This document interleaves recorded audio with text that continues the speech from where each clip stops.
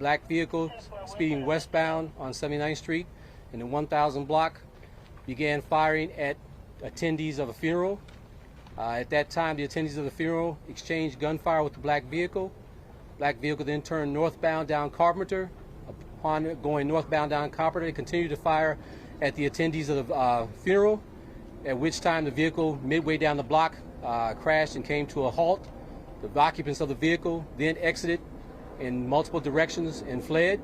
We got multiple people shot. We got the ambulance rolling. We got multiple shooters running. They're all on foot.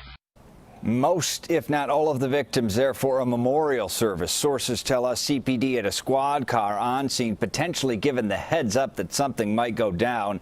It indeed did. The victims, some in critical condition, now being treated at least 5 different hospitals.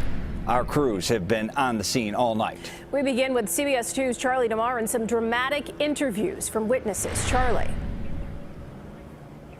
Brett and Erica, the funeral service here tonight was for Donnie Weathersby. He was shot last Tuesday in the afternoon. He was shot in the head and the torso. He was killed. That happened in Englewood. We talked to people tonight who were at the funeral service for him as the shooting started.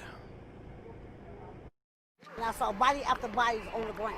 What's really going? It's a war out here. Arnita Jeter says she heard the shots and then saw the bodies spilling from Rhodes Funeral Services on 79th near Carpenter. Why are they shooting like this? This is ridiculous. It's enough is enough. It was more women than men. Family rushed to the funeral home after learning loved ones were shot. Someone we know was at a service. Someone called and told us that they were hurt. This woman's white jeans covered in blood. She doesn't know whose.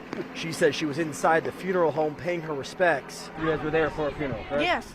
For somebody who got shot? Yes. There was one guy, he was stretched out and he looked at deceased. Police say passengers inside a car opened fire at the funeral. People at the funeral also returned fire. The car crashed nearby. The people inside took off. In all, 14 victims were taken to 5 different hospitals with gunshot wounds. All are in serious to critical condition. One person of interest is in custody. Police are interviewing that person. No other details have been released.